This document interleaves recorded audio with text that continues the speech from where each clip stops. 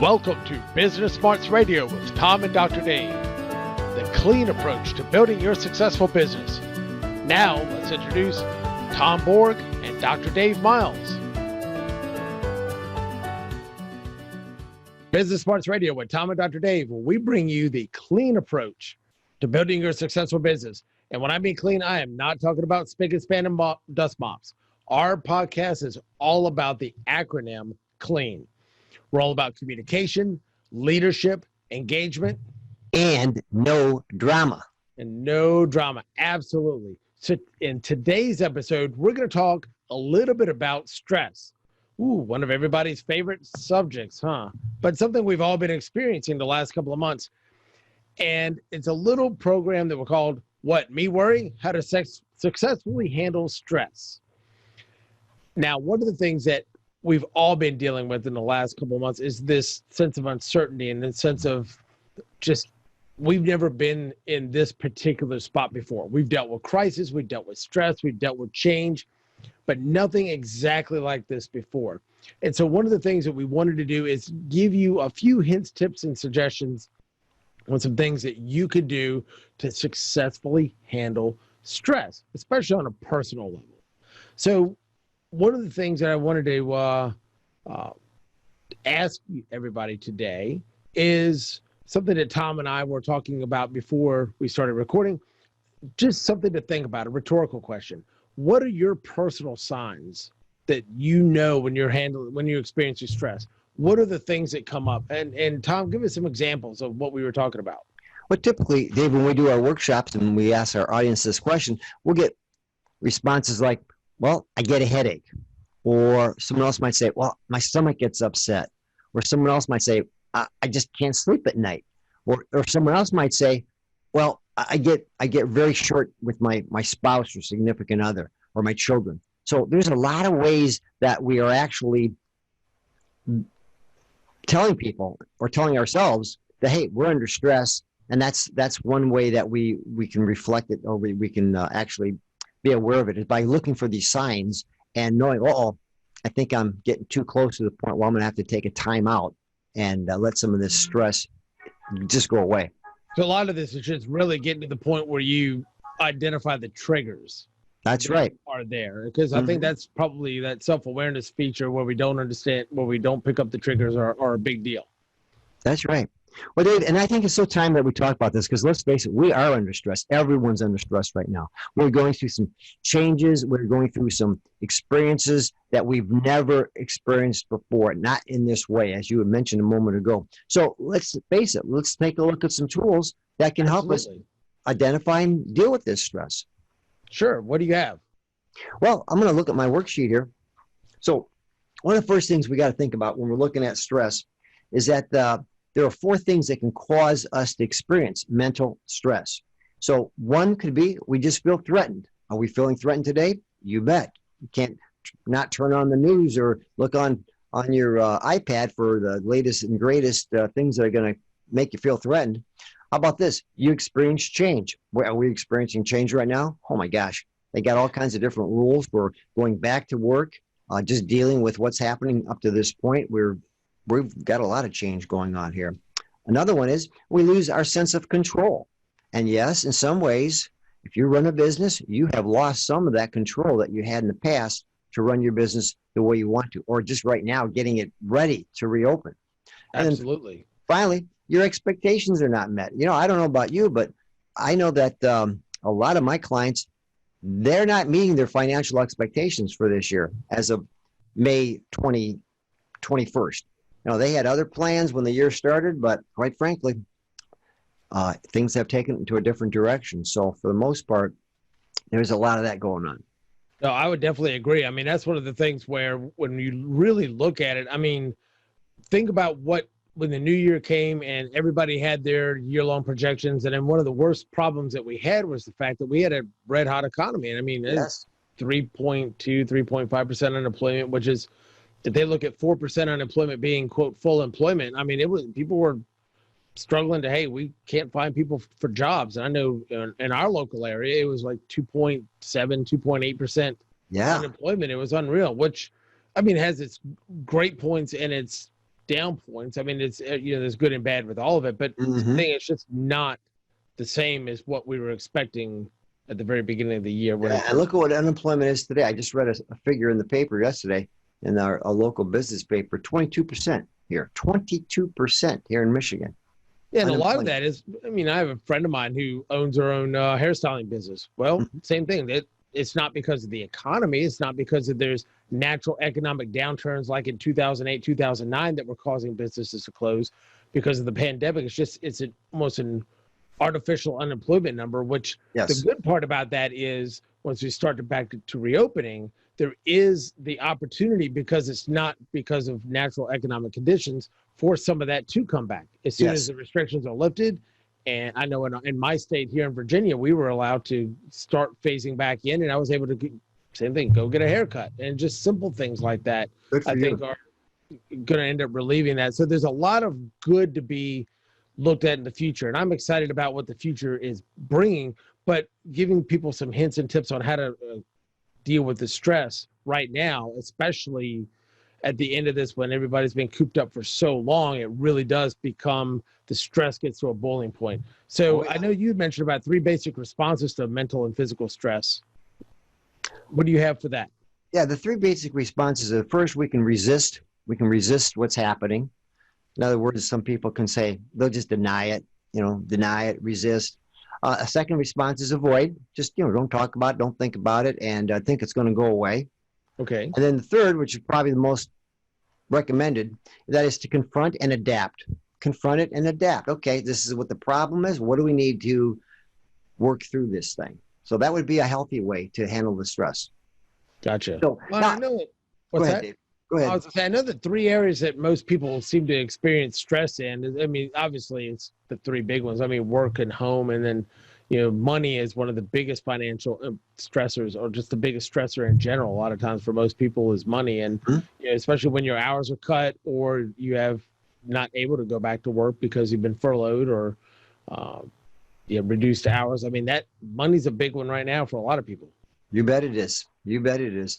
And especially if you're a business owner, you're trying to think about how you're going to make payroll once people get back, because you've got no product that you've sold. And it's just, it's going to be some interesting times ahead. But here's something I'd like to share with our group here that I think is puts a little bit of a perspective on things. And when you think about the things we worry about, and the research that's been done over the years, okay, here it is: 40% of the things we worry about never happen. 30% of the things we worry about have already happened. Like Dale Carnegie used to say, saw and sawdust. And then 12% are needless concerns about our health, things that, boy, what's that mold going to do? Or, geez, I got a funny cough. Those things typically go away. And then 10% are trivial things. Things like, oh my gosh, did I shut the garage door before I left today? Or the little things that really don't amount to anything. And finally, 8% of the things we worry about are really worth worrying about or being concerned about and taking some action. So if we put that in perspective, that means about 92% of the things we worry about never happened, have already happened, or if they did happen, they didn't amount to much. So I guess what we're suggesting is, let's use the law of perspective here in terms of what really is worth worrying about and spending our time with.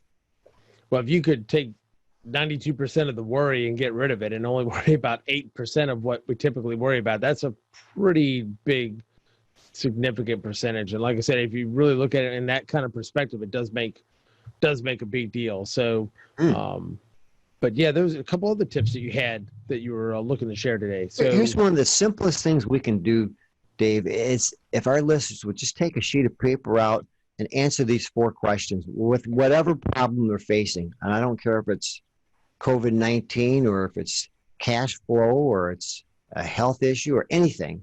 Here's the 4 questions to ask. First, what is the problem? Jot it down. Write it down. What is the problem? Many times we just write the problem out. The answer becomes obvious. 50% of the time, just writing it out will solve your problem. Second, what are some of the possible causes? What are the causes for this problem? If you jot them all down, and this is where it takes a little time, write out all the possible causes. Again, we will sometimes see the solution bubble up as we start to jot down some of the causes. The third step in this process is to write out what are all the possible solutions. What are all the possible solutions to consider here? And this is a great time to do some brainstorming, some blue sky Absolutely. thinking. I mean, there's all kinds of ideas that can come up. So finally, the last thing you want to do is pick the best answer, pick the best solution, and then take some action on it. So that's all it is. What's the problem? What are the causes? What are all the possible solutions? What's the best solution? And take action on it. No, I would definitely agree with that. One of the things that when you talk about all the possible solutions, I would encourage people, if they're doing this exercise, to just let themselves go, mind map it out, just put down just the silliest stuff. Even if you get everything that you can think of possible solutions, and then think, Chick Thompson talks about this in his TED Talk, in brainstorming and coming up with new, huge ideas. Once you felt like you got to the end of your rope and, like, I don't have any more ideas, I don't know what to do, ask yourself, what would I never do? Like, I need to fix this problem, but what are the things I would never, ever do? And then start writing those down. And you'd be surprised, well, why wouldn't I never do that? And when you think about it in that way, sometimes it opens up new channels and you think of things differently. And all of a sudden it's like, wow, okay, well, how could I actually do that? And you might be surprised how many solutions come out of your never list. Absolutely. Another spin on that I've heard is if someone says, well, I just can't think of anything. Then the suggestion is, well, if you could think of something, what would it be? So it just opens up the door. Yeah. So just put things down as silly as you, absolutely silly. And you can always thin it down later. That's why you talk about what's the best solution. You start scratching things out. You put down things that even though they're impossible, just put them down. And then, like I said, you can always thin it out later, because you'd be surprised the synthesis of ideas that come about. Absolutely. These are the things that, a lot of people might say, well, this is kind of common sense. Well, it might be common sense, but uncommonly used is what we like to tell our listeners here today. Very true. And a lot of times in a couple of episodes, we've talked about common sense too. Well, some things are simple, but not easy. Very simple to lose weight, exercise more, eat less. If it was as easy as it was simple, the whole diet industry would be out of business. That's right. Oh, well, here's the thing. I think most times people prefer comfortable problems versus uncomfortable solutions. So back to our formula, taking action. Maybe we don't want to take that action because it's going to mean more work, or it's going to mean disrupting our routine. No, hey, listen, you want to change, you gotta get into action here. It's kind of like this. If you keep on doing what you've always done, you'll keep on getting what you've always gotten. That's what most people will say. However, I got to tell you something else. A better way to look at it is, if you keep on doing what you've always done, you're going to get less of what you always got, because the world has changed and continues to change. And if we don't just keep pace with the change, we're going to fall behind very quickly. Very true. I know we talked a couple of things, like just one of the points that we had talked about earlier when we were pre-recording was talk about cooperating with the inevitable. Explain that a bit. I like that. Cooperate with the inevitable. Oftentimes there's just nothing you can do. Come down to that 8% of the things we worry about. It's just going to happen. Either you're going to have to apply for a business loan, or you're going to have to go back to that doctor and make that appointment for that surgery, whatever it might be. So sometimes you just have to cooperate with the inevitable. It's going to happen. No sense resisting it. Go with the flow and do your best to get through it. Sounds good. And I know you talked about a little prayer goes a long way. The little prayer helps, even just whether you're religious or not, just a little. Yes. Doesn't matter what if that's something you're really into or not, but it has been proven scientifically that that prayer does work. You get enough people praying on something, it does work. So I'm not a person here that's going to tell you that's the only way to do it, but it's been proven to work. So hey, if you tried everything else, try prayer if you haven't done that yet. Very true. And sometimes it just gets your mind off of. It goes back almost to the mindfulness part too. You're starting to get your mind off of just ruminating on yourself. And I think there's a lot to that, which I think prayer helps. But you were talking about perspective earlier, and I like where you talk about perspective as far as the percentages that were there, which is pretty neat. But the other part is you were talking about a perspective exercise when you could use verbiage. What you were talking about is that's inconvenient when a problem shows up. Explain that a bit.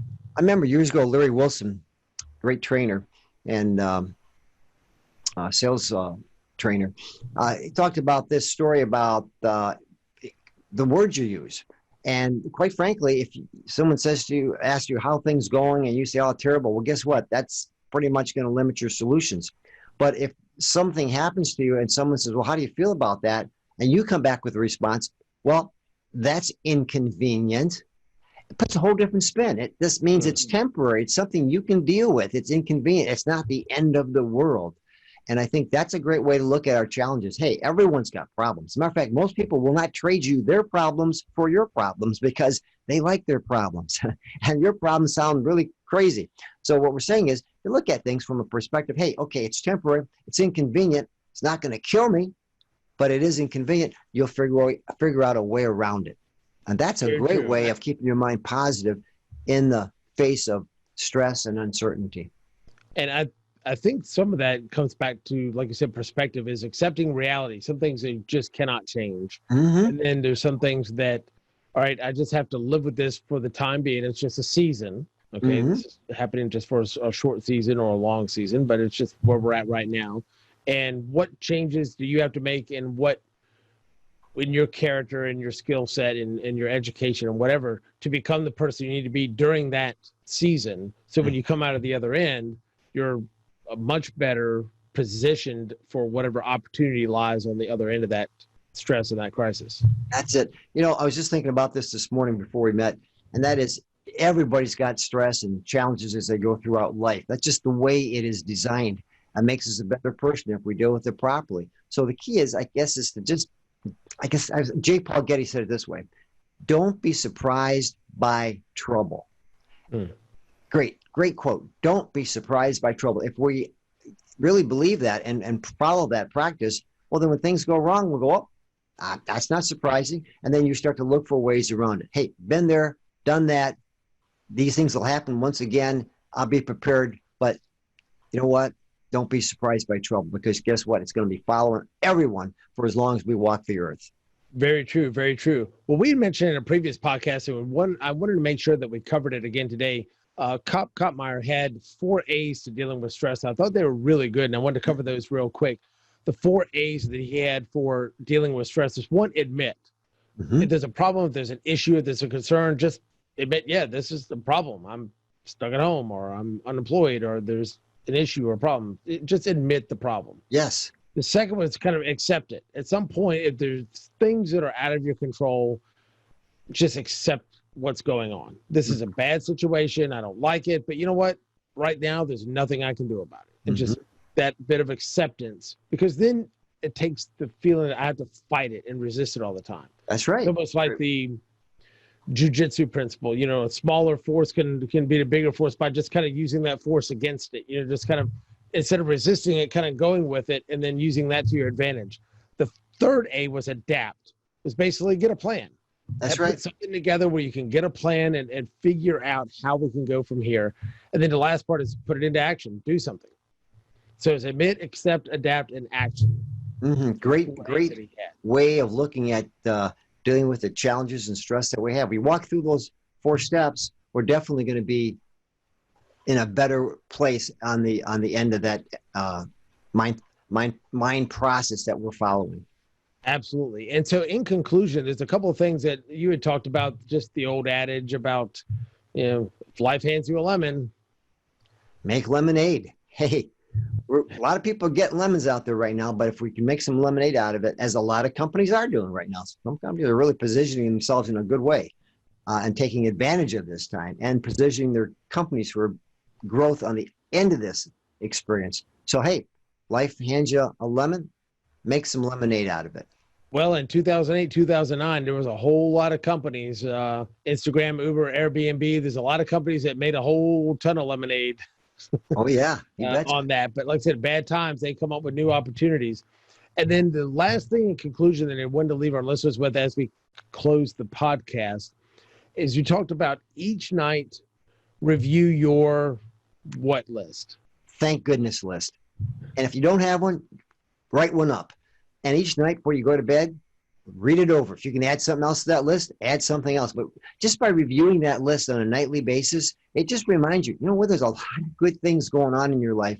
There's a lot of good things going on in our lives, and we should be thankful for them and appreciate them, because it just has a way of putting that scale back into balance for ourselves. Yeah, there's a lot of research that's out there about mindfulness and gratitude. And so I would recommend all the listeners to go in and actually start looking up. There's lots of ways to do a gratitude journal, and you can find a lot of stuff on YouTube about creating and developing. And it doesn't have to be complicated. It doesn't have to be expensive. Just a piece of paper or a note on your phone. Just start a gratitude journal, and you would be surprised how much good you still have going for you, no matter how bad the stressful situation is. Absolutely. So any final thoughts, Tom? Yes, Dave, one final thought. You heard a lot of great ideas here today between Dave and myself. So our challenge to you is pick one of those ideas out. Listen to this broadcast again if you need to. Pick out the best idea and take some action on it today. Don't wait till tomorrow. Do it today. You'll thank us later. That's it. Sounds great. Well, thank you guys for tuning in today to Business Smarts Radio, and we will see you next time, where we look at the clean approach to building your successful business. Like I said, we're all about communication, leadership, engagement. And no drama. So we will see you for the next episode of Business Smarts Radio. Take care.